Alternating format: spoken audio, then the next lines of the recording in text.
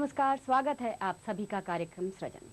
जैसा कि हम सभी जानते हैं कि सरकार की बहुत सारी जनहितकारी योजनाएं होती हैं। आज हम उस अभिनव योजना के अब तक के सफर के बारे में बात करेंगे जिसने महिलाओं को संगठित किया और उचित मार्गदर्शन देते हुए आत्मनिर्भर बनाया है।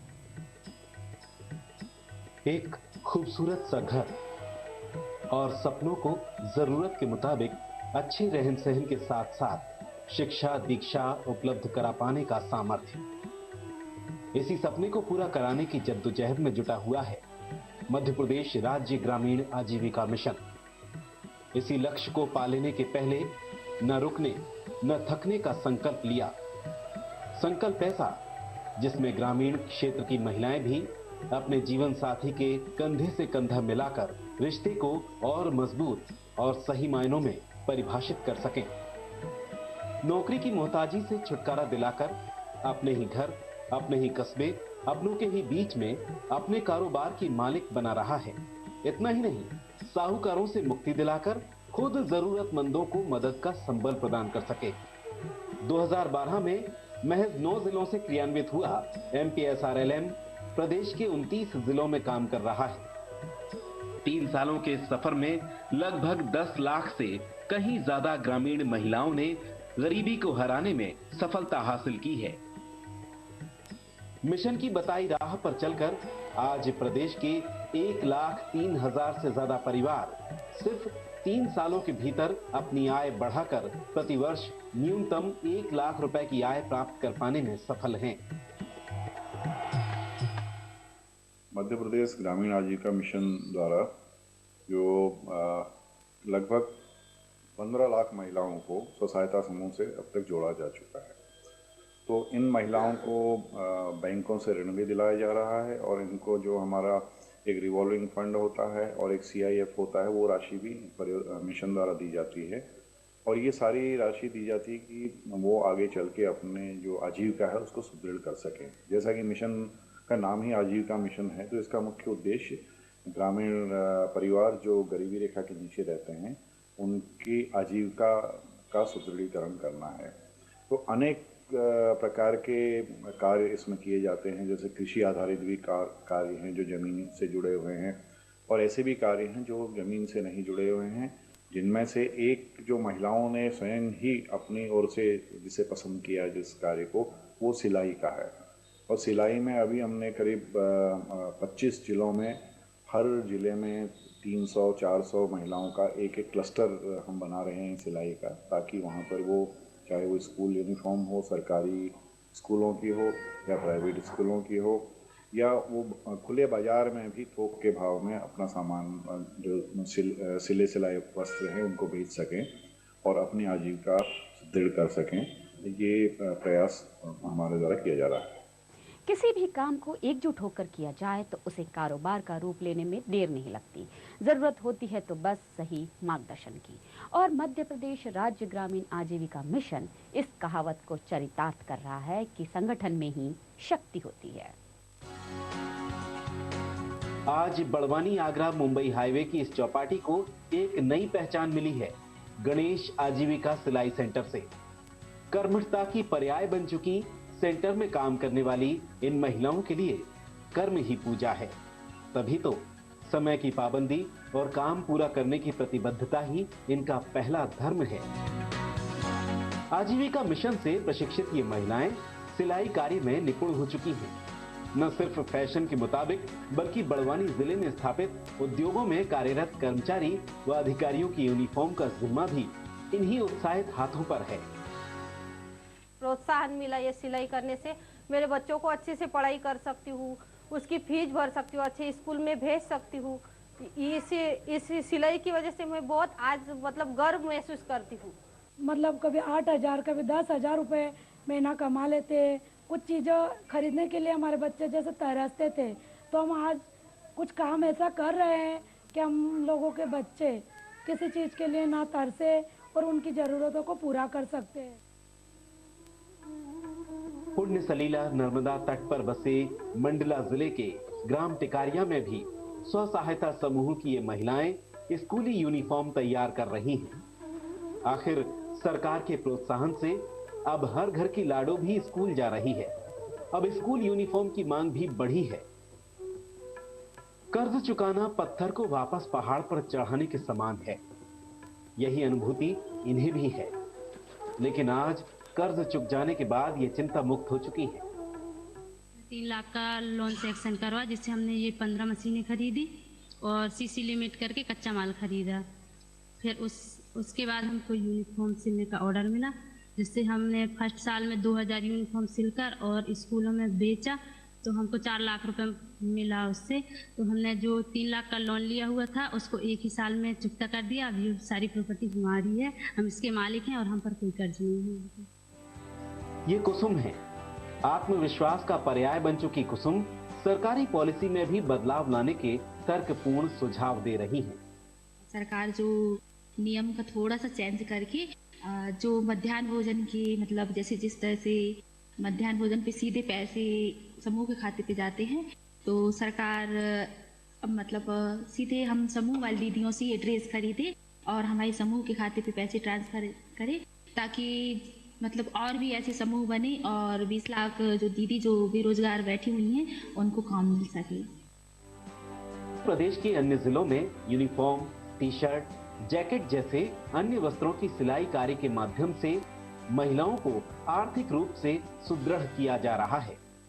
हमारे मंडा जिले में जो बेरोजगार युवतियां थीं, इनका हम लोगों ने 2012 से पंजीयन प्रारंभ किया था।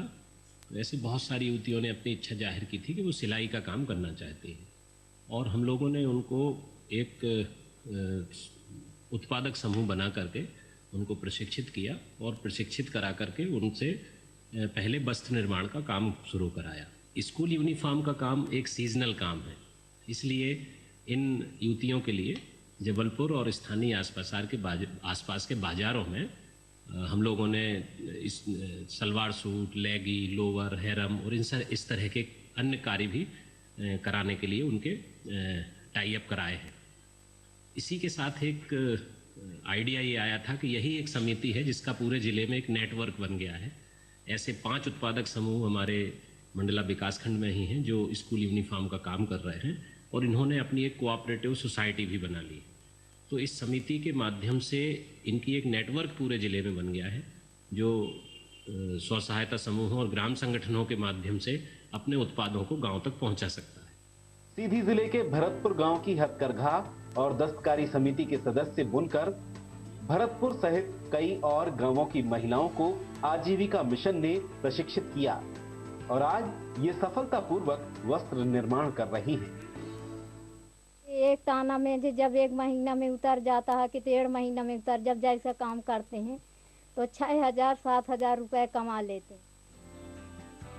भरतपुर में ट्राइब्स इंडिया, ट्राइफेड इन बुनकरों के स्थायी ग्राहक हैं। दूसरी तरफ हथकरघा और दस्तकारी समितियां राष्ट्रीय, अंतर्राष्ट्रीय ट्रेड फेयर तक पहुंचते हैं। फिर समिति के खुद के आउटलेट भी हैं।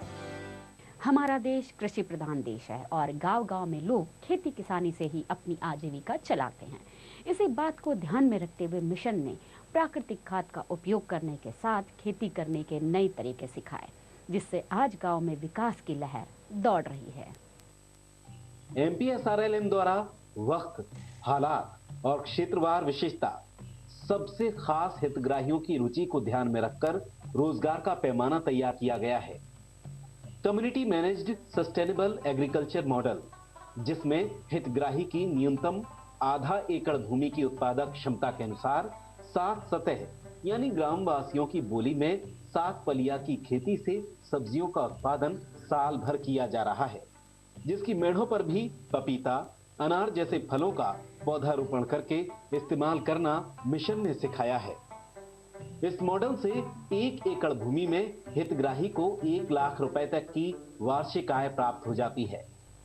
वर्तमान में इस योजना के अंतर्गत 20,625 हितग्राहियों के साथ CMSA मॉडल विकसित किया जा रहा है।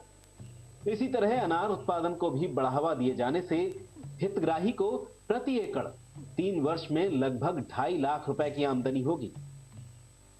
मिशन वाले जो ये खेती करने के लिए सिखाए हैं दीदी, तो हम इसी मिशन के तरीके से हम लोग खेती कर रहे हैं। दूसरी पद्धति से भी गेहूँ लगाए हैं और 7 फलियों का खेती करते हैं। कौन कौन सी सब्जियां उगा रही है?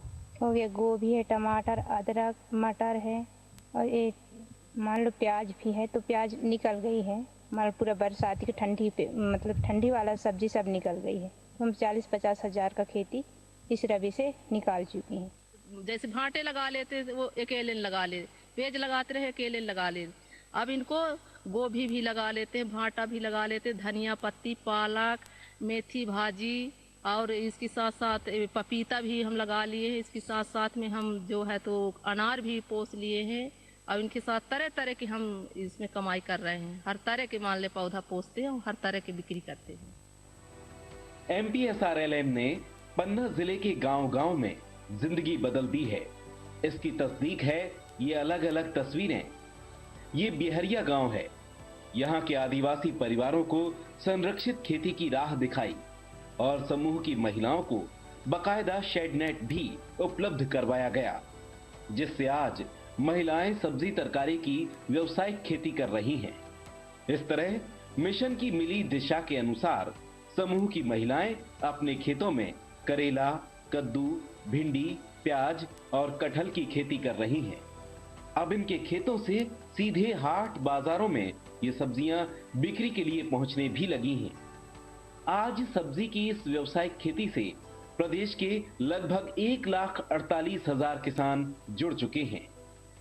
बिक्री हो जाती है, अब हो जाता हूँ 10,000 के, कहूँ 15 के, जो जैसा रोजगार भाव।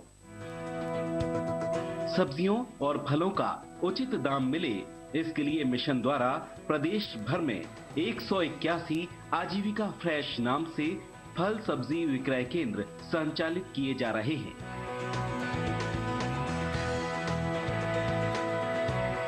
इसके अतिरिक्त साप्ताहिक हाट बाजार में भी इन्हें उचित स्थान दिलाकर विक्रय करने में सहायता की जाती है। किसानों को जैविक खेती की ओर रुझान बढ़ाने के लिए मिशन प्रयासरत है। लगभग 50,312 वर्मी कंपोस्ट बनाए गए हैं और एजुला निर्माण की पद्धति और मटका खाद निर्माण विधि सिखाई गई है। नाडेप, टटिया नाडेप, टंकी नाडेप और वर्मी कंपोस्ट केचुआ खाद।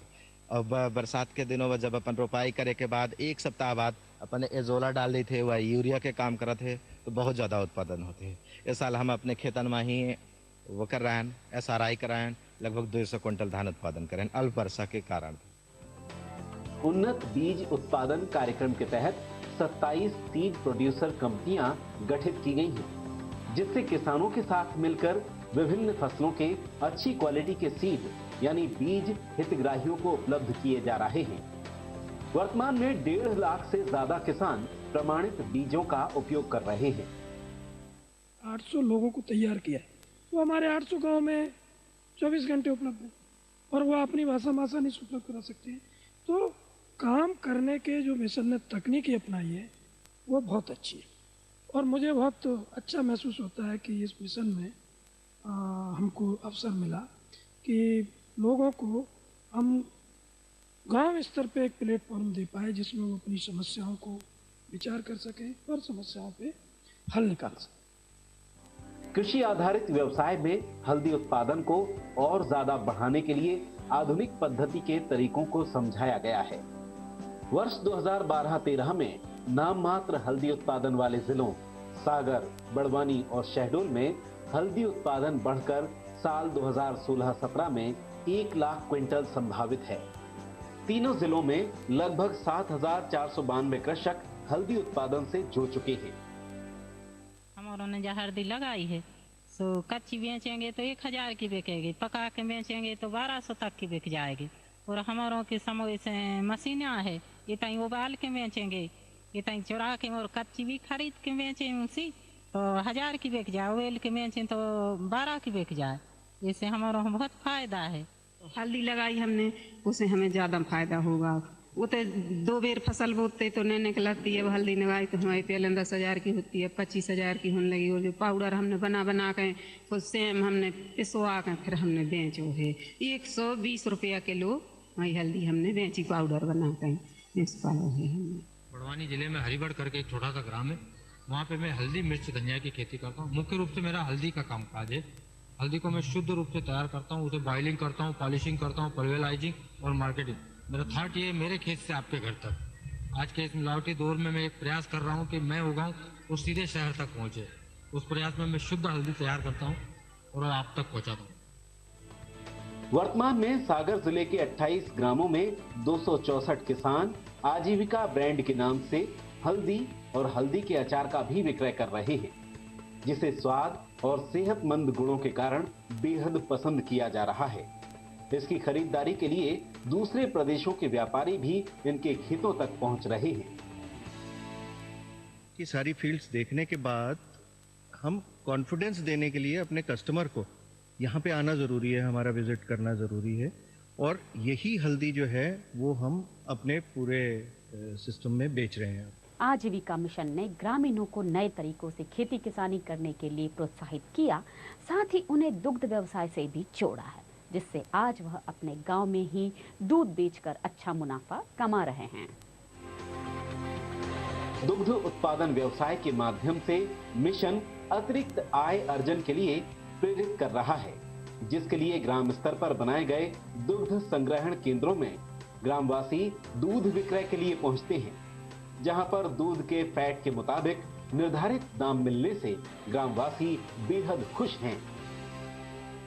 यहाँ मुझे डेयरी से बहुत ही फायदा हुई है, क्योंकि मेरा घर से दूध जाना था तो बहुत कम ही रेट का जाता था और बेचने में भी बहुत प्रॉब्लम होती थी, इसलिए डेयरी से बहुत फायदा है। यहाँ रेट भी अच्छे मिलते हैं दूध के और टाइम पे पैसे भी मिलते हैं। पहले हम दूध के लिए मावा मरते थे यहाँ, तो उसके लिए कोई लेने वाला नहीं था। मन के भाव बिकता था, 40-50 रुपये किलो बिकता था। 4 लीटर दूध में 1 किलो खोआ मावा होता है। जब से डेयरी खुली है तो यहाँ हम लोगों को बहुत ज़्यादा प्रॉफिट हो रही और समस्याएं दूर हो गई हम लोगों की। जो लकड़ी की समस्या थी वो भी नहीं हो रही, लकड़ी जल्दी थी, आदमी का समय बर्बाद होता था, वो भी नहीं हो रहा। सागर जिले के देवरी और केसली विकास खंडों में अधिक दुग्ध उत्पादन के चलते केसली में प्रथम दुग्ध शीतलन केंद्र की स्थापना की गई, जिसे स्थानीय बेरोजगार ही सफलतापूर्वक संचालित कर रहे हैं। इस शीतलन इकाई से भोपाल दुग्ध महासंघ तक को दूध विक्रय किया जा रहा है, जिससे स्व सहायता समूहों को उचित दरें मिल रही हैं। दूध ऐसा है कि सुबह 10 बजे के पहले अपन ने लगाया और दूध डेयरी में दे दिया और वो सब काम से फ्री हो गए, और जब सप्ताह में आया तो अपने बैंक खाते में पैसा आ जाता है। हमारे बैंक जाने लगे, कैश एटीएम से पैसे निकालने लगे, कैश जमा होने लगे बैंक में पैसे का। पहले हमारों को डर लगता था, अब हमारों के लाने हर हफ्ता पैसा जमा हो जाते, खट पैसा निकाल ले तो परेशानी भी नहीं हो, दिन भी खराब नहीं हुए। MPSRLM के सहयोग से शिवपुरी सहित प्रदेश के अन्य जिलों में भी दुग्ध उत्पादन और प्रसंस्करण कार्य किया जा रहा है। एट द वेरी बिगिनिंग मैं समझता हूँ करीब 50 से लेकर 100 किसान इसमें जुड़े हुए थे, ज़्यादा नहीं थे, लेकिन इसका प्रचार, इसका इतना अच्छा इम्पैक्ट पड़ा है कि आज की स्थिति में हमारे पास में 1233 किसान इसमें जुड़ चुके हैं और हमारे पास में 7,500 लीटर से ज़्यादा दूध हम कलेक्ट कर पा रहे हैं और दूध से हमको पूरा सप्लाई कर रहा है और अच्छे रेट उनको मिल रहे हैं। इसमें कुछ चीज़ें हमने सुधारी हैं कि जो मोड ऑफ पेमेंट था, मोड ऑफ पेमेंट को कैश करने की बजाय हमने उसको पूरा ऑनलाइन ट्रांसफ़र किया है। एक तो ये किया कि पूरा ऑनलाइन ट्रांसफ़र किया है और महिलाओं को सिखा दिया है कि वो कैसे ATM को यूज़ करें, कैसे खुद आती है मार्केट डे में, खुद पैसे निकालती हैं, अपना काम करके चली जाती हैं, मतलब उसमें कैश ट्रांजेक्शन हमारा बिल्कुल बंद हो गया। सेकंड, जो हमारा इस मॉडल सक्सेस होने का जो मुझे लगता है कारण ये था कि इसमें हमने सिर्फ कम्युनिटी के जो हमारे अच्छे लड़के थे उनको हमने एक इंटेंसिव ट्रेनिंग देके तैयार किया हुआ। परियोजना क्षेत्र के सीधी, छतरपुर, टीकमगढ़ और डिंडौरी में स्व सहायता समूह की महिला सदस्य मुर्गी पालन का कार्य स्वयं के शेड में कर रही हैं। घर बैठे ही विपणन कंपनियों को मुर्गियां बेचने से ये महिलाएं लगभग 5,500 रुपए प्रति माह अर्जित कर रही हैं। 2300, 3,200, 4,200 यह मिलत है। मध्य प्रदेश में 550 करोड़ रुपए तक के मुर्गी कारोबार में से लगभग 120 करोड़ का व्यापार 4,370 महिलाएं समूहों और कंपनियों के माध्यम से कर रही हैं।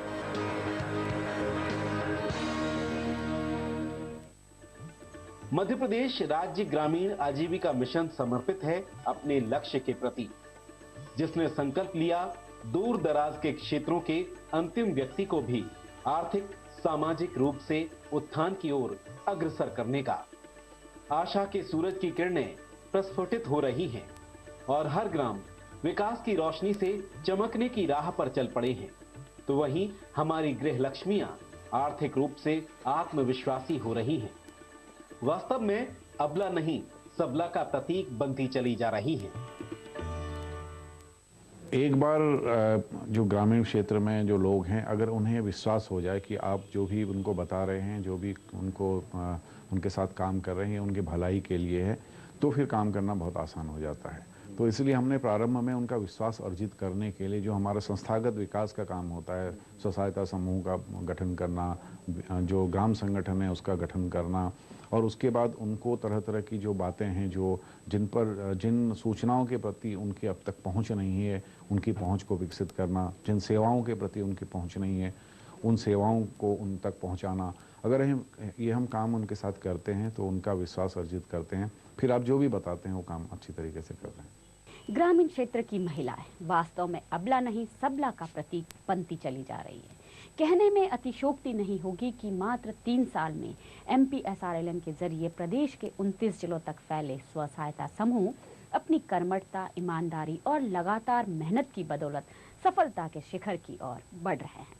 सामाजिक और आर्थिक रूप से मजबूत हो रहे हैं ग्रामीण क्षेत्र के लोग, जिससे प्रदेश का हर वर्ग, हर हिस्सा विकास की राह पर तेजी से कदम बढ़ा रहा है। तो आज का कार्यक्रम आपको कैसा लगा, आप हमें ज़रूर लिखिए। हमारा पता है news and views 232 Zone 1 MP Nagar Bhopal. आप हमें ईमेल भी कर सकते हैं। हमारा ईमेल ID है tarun.nvmp@gmail.com। अब अगले हफ्ते आपसे फिर मुलाकात होगी, तब तक के लिए नमस्कार।